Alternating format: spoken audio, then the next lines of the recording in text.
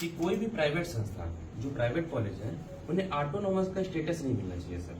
Autonomous का status अगर जो उन्हें मिलेगा तो यूनिवर्सिटी के हाथों से पावर खत्म हो जाएंगे, वहां के चेयरमैन के हाथों पूरा पावर आ जाएगा।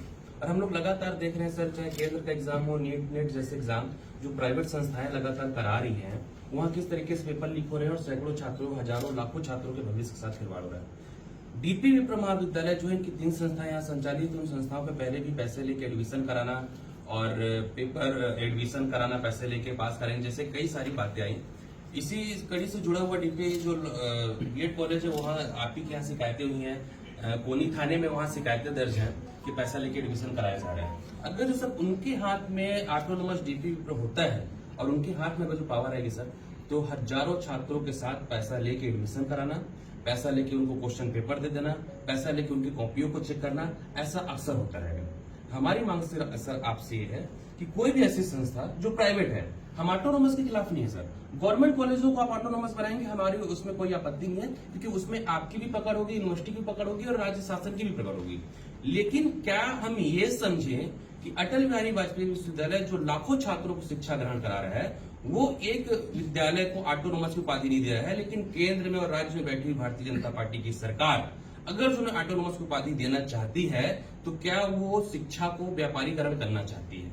हमारी मांग सिर्फ सर आपसे है, हमने इसमें क्लॉज भी डाला है सर, हमारे 5 पॉइंट है, जिसमें से हमने पॉइंट भी डाला है सर, जिसमें से खासकर सर एक खास ये बात है, आपके यहां से अभी तक उन्हें एनओसी प्राप्त नहीं है सर, लेकिन एक विज्ञप्ति में डीपी ने ज्ञापन दिया है सर, विज्ञापन दिया है, और उन्होंने अपने आप को बाकायदा बताया कि डीपी विप्र कॉलेज नेक्स्ट से 2 बार ए ग्रेड के साथ प्रदेश का इकलौता प्राइवेट ऑटोनोमस कॉलेज। सर ऐसा कैसे दे सकते अगर जो आपने एनओसी नहीं दी तो सर इन्होंने दिया है। छात्र इससे भ्रामक है सर, उन्हें आपत्ति इस बात की है कि उन्हें क्लियर किया जाए कि भाई ऑटोनोमस है कि नहीं है।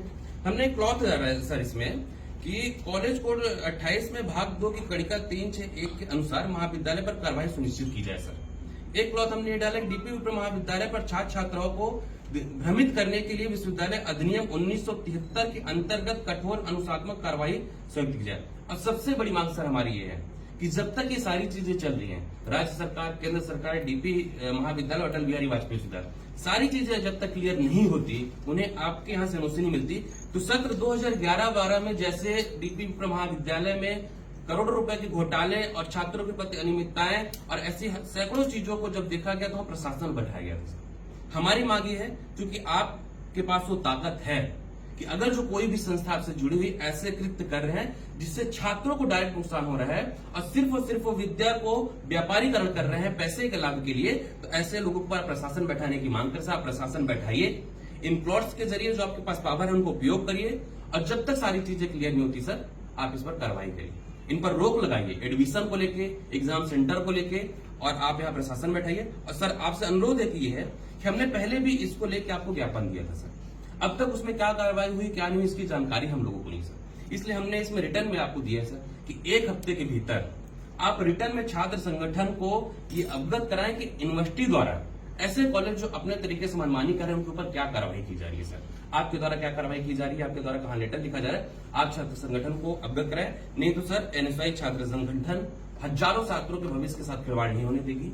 आपके द्वारा अगर जो कार्य किया जाता है तो हम आपकी सराहना करेंगे, लेकिन अगर जो अटल यूनिवर्सिटी भी इसमें पीछे होता है सर, तो निशाई छात्र संगठन उग्र आंदोलन करेगा, अब बाध्य होगा सर। इस बात से तो आपको प्रसन्न होना चाहिए, अभी तक सर इसी यही तो खुशी है सर हमें, तभी तो हम लगातार बोल रहे हैं सर कि जो यूनिवर्सिटी आप लाखों छात्रों को शिक्षा ग्रहण करा रहे हैं, अगर जो आप नहीं दे रहे उन्हें एनओसी, तो ये भारतीय जनता पार्टी की सरकार केंद्र और राज्य में बैठी हुई क्यों दे रही है? भारतीय जनता पार्टी सरकार का नाम लीजिए, उसी सरकार नहीं सर, उन्होंने दिया है, अभी कुछ दिन पहले देखिए उन्हें मिला है, यूजीसी ने दिया है, यूजीसी की तरफ से मिला है उनको। वो प्राइवेट सिर्फ इसीलिए कर रही है देखिए कि वो सारे शिक्षा का व्यापारीकरण कर सके सर, हमारी आपसे अनुरोध है सर। एग्जीक्यूटिव काउंसिल बुलाते हैं बिल्कुल सर, और 1 हफ्ते के अंदर सर हमें अवगत जरूर कराएगा सर। 1 हफ्ता आपने नहीं, हो सकता ज्यादा समय लगे, 10 दिन ले लीजिए सर, लेकिन छात्र संगठन में सर काउंसिल इमरजेंट बैठक बुला करके जी उसमें उनके विरुद्ध जो भी उनकी कार्रवाई दे सकते हैं। भाई महाविद्यालय खोलना चलाना सब एग्जीक्यूटिव काउंसिल के नियंत्रण में चलता है। जी इनको एनओसी न देने का निर्णय भी हमारे कार्य परिषद ने ही निर्णय लिया है कि एनओसी न दिया जाए।